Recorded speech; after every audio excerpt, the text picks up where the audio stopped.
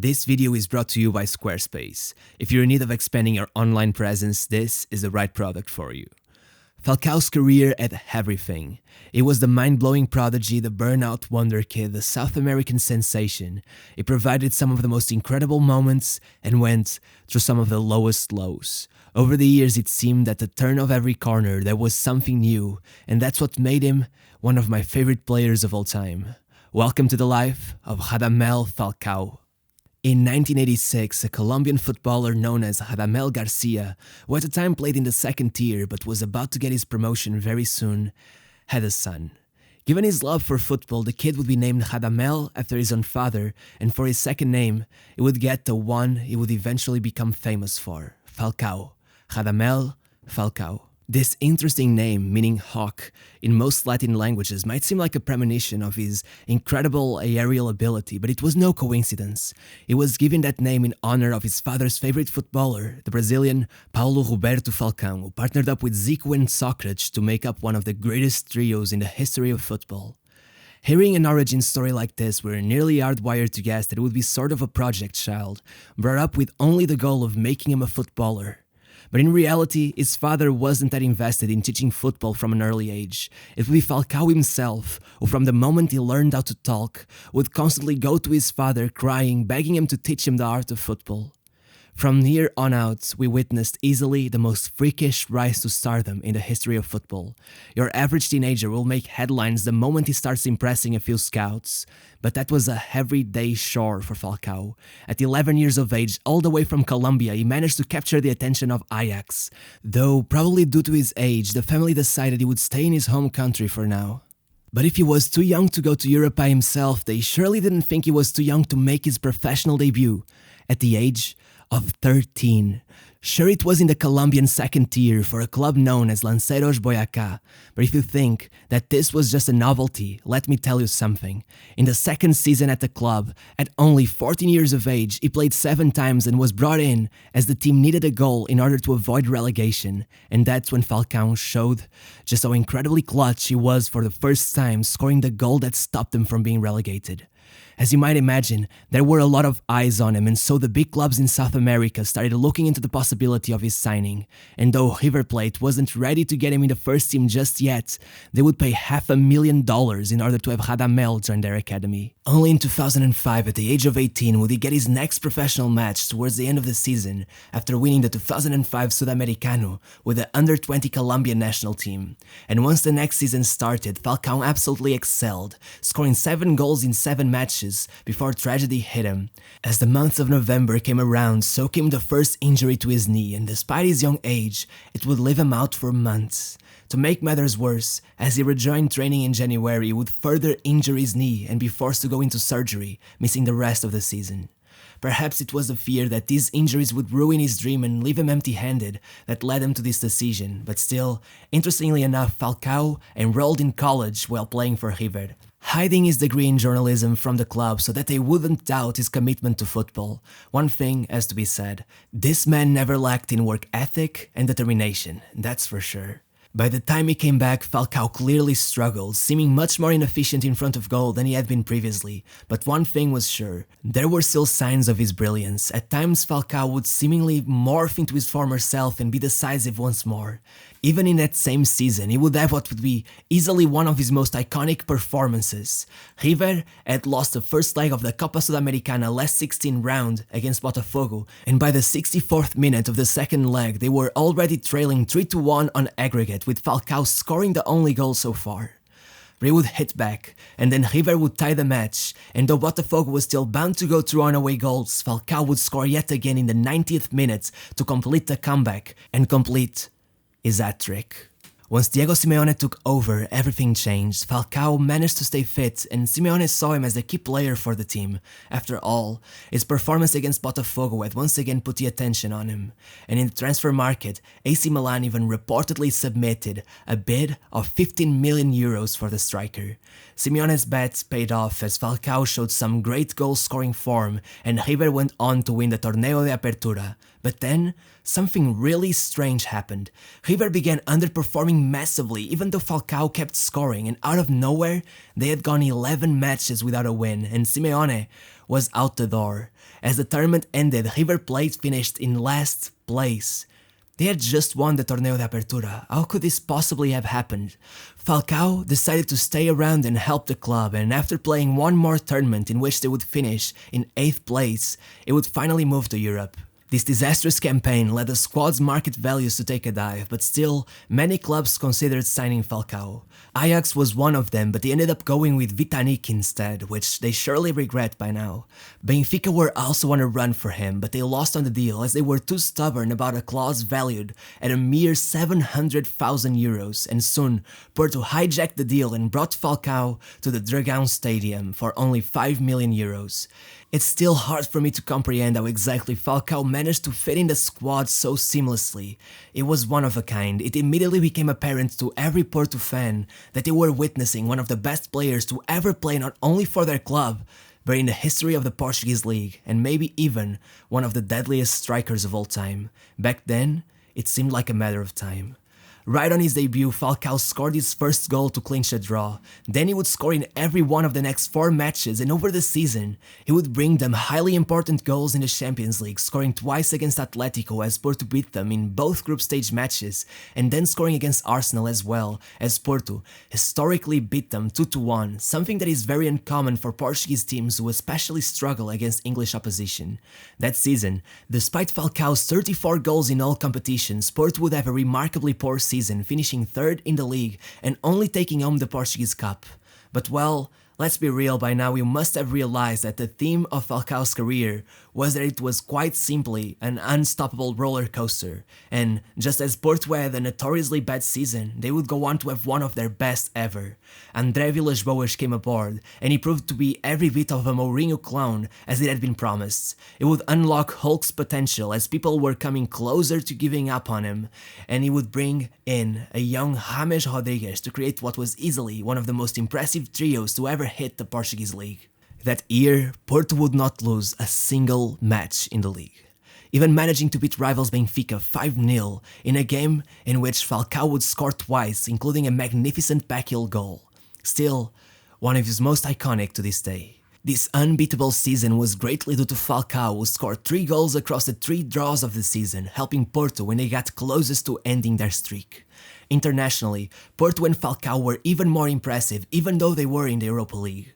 Across the group stage, it was absolute domination. Across the 6 matches, Porto conceded 4 goals and Falcao by himself scored 7. Even more impressive, given the fact that he only played the full match once. So far, he had been averaging a goal every 59 minutes. As they went into the knockout stage, Falcao would miss most of their tie against Sevilla and would fail to score against CSKA, but if you thought that the group stage had been a fluke, let me tell you what happened next. Porto met Spartak Moscow in the quarterfinals, and Falcao was involved in 7 goals across the 2 legs, scoring 4 goals and assisting another 3. Then came Villarreal, and Falcao scored 5 goals over the 2 legs to take Porto to the final of the Europa League. Once there, the first ever European final between 2 Portuguese teams was played out, Porto versus Braga. And of course Falcao scored the only goal as Porto completed this sort of makeshift treble, totaling 10 goals in the last 5 matches as well as totaling 17 goals. Falcao had equaled 2 records only ever achieved by Cristiano Ronaldo in the European competitions, though to be fair, he did it in the Champions League. Just for some perspective, the highest scoring season by a single player in the UEFA Cup was 15 by Jurgen Klinsmann. Somehow, this season wasn't enough to get Falcao a nomination to the Ballon d'Or, something that still baffles me to this day. I'm not saying he should have been on the podium or something, but at least a nomination seemed fit. Hey, before we go on, I got something to show you. Sometimes you want to be creative and bold and proactive, start a venture, but it all seems so tough, so much energy. Well, that's where Squarespace comes in. Building a website to go along with wherever your new venture is is essential nowadays, but it can be very hard to get done. So Squarespace was developed as a way to solve that issue, making the creation of a website as easy and seamless as you could ever wish for. No matter what kind of website it is, they got you covered and they make sure it is just how you imagined it and that it will be a fun journey to go on. It just doesn't have to be so hard, so if you like to make things easy, head to squarespace.com/dailydoseoffootball to save 10% of your first purchase of a website or domain using code DailyDoseOfFootball. So yeah, back to the video. Still, his incredible form would be enough to convince Atletico de Madrid to pay his release clause of 45 million euros, making him the most expensive player ever sold by FC Porto and the most expensive player ever bought by Atletico. His first season with Atletico would not be so great domestically, only finishing 5th in the league, even though he would finish as 3rd top scorer, only behind of course Leo Messi and Cristiano Ronaldo. But in the Europa League, Falcao would just run it back. Despite the slow start with only 3 group stage goals, Falcao would go all out on the knockout stages, getting 3 goal contributions against Lazio and then getting 2 against every single opponent, first Besiktas, then Hannover, Valencia and Athletic Bilbao in the final, totaling an incredible 9 goals just in the knockout stages. Falcao had done it again. He had completely carried his team to glory in the Europa League, becoming the first ever player to win the Europa League twice in 2 consecutive years with 2 different teams. This time, it would be unavoidable and Falcao would finish 5th in the Ballon d'Or in front of players like Neymar, Rooney and Ibrahimovic. As the FIFA World 11 awards were handed out, Falcao would complete the attacking trio among Ronaldo and Messi. Also, fun fact, that year every single player in the lineup came from La Liga, which is just incredible. The start of his second season with Atletico is quite simply one of the best starts to a season ever witnessed. He failed to score in the first match, but then he scored a hat-trick against Bilbao and then another hat-trick in the European Super Cup against Chelsea, despite not playing the full 90 in either match. His 3 goals against Chelsea all came in the first half before the 20-minute mark. He had already scored twice and hit the bar once. It seemed every goal was more humiliating than the next, every strike was cleaner than the previous one. Falcao was at the top of his powers, it was almost like he saw something the others didn't. It was all natural for him. Over the next 6 matches, he would score 7 goals, totaling 13 goals before he even played his 10th match of the season. Though he would slow down afterwards, he would add another incredible record soon after. You know, scoring a hat-trick is cool, a poker is even cooler, but in December that year, Falcao scored 5 goals in a single match against Deportivo, which was the first time it happened in La Liga since Fernando Morientes in 2002. Despite his excellent form over the rest of the season, Atletico would oddly enough be knocked out of the Europa League early on, and despite qualifying for the Champions League and winning the Copa del Rey, Falcao's departure seemed bound to happen. At first, it seemed like he would join Real Madrid out of all clubs, but once the dust settled, he would actually join AC Monaco, who at the time were going all out in the transfer market, building one of the strongest teams in Europe. They would pay off Falcao's release clause in the value of 60 million euros, making him the 6th most expensive player of all time. At Monaco, we would partner up with players like James Rodriguez and João Moutinho, who had been with him back in Porto, but this squad also included Marcial, Ocampos, Romero, Berbatov, Ricardo Carvalho, Kurzawa, Fabinho and Abidal. Despite a few scares by now, Falcao had only missed a total of 10 games since coming to Europe, but his knee had caused him trouble since his teenage years, and once he joined Monaco, it all derailed. After only 14 matches for the club, where he managed 9 goals, he would injure his hamstring and miss 4 matches. His recovery would seem fine and he would come back 1 month later, and soon after, he would get called up for a cup game against a 4th division club. By the 40th minute, he had already scored once, and then, as he went in what seemed like a sure goal opportunity, the defender, who was an amateur player whose day job was being a primary school teacher, tackled him horrendously and ruptured his cruciate ligament, putting him out for the rest of the season. The defender ended up receiving death threats from Colombians all over social media, as Falcao would miss the World Cup because of him. There are even reports that the cartel got involved, but it seems like there isn't much truth to that. Regardless, it was a shame. Falcao had already missed other tournaments through injury, and after a disappointing Copa America in 2011, this would most likely have been his best tournament to date. As he came back the next season, what he needed the most was the support of the fans and the club. But with a recently promoted side that was only in this position due to millionaire investments, it would get none of that. As a matter of fact, it would get the exact opposite, as the club would jump ship and loan him to Manchester United. With fitness problems and feeling defeated, Falcao would only manage 4 goals in 19 matches for Manchester United before Van Gaal did the unthinkable and demoted him to the under-23 squad. This would further impact Falcao's mental state, with many criticizing Van Gaal's atrocious decision. It was truly embarrassing.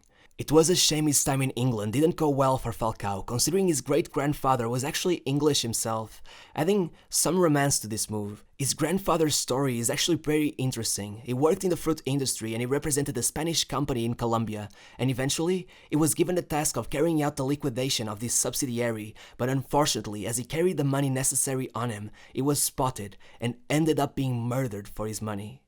By the end of the season, Monaco, most likely aware of how down the player was, decided to, well, guess what, loan him once again. This time to Chelsea. As you might expect, this would once again hurt his confidence, and that would be made even worse as he would injure his groin and miss 28 games, leaving Chelsea after one season where he would only manage 1 goal. Looking back now, it's clear that Mourinho wanted to make of him another of his miracle projects.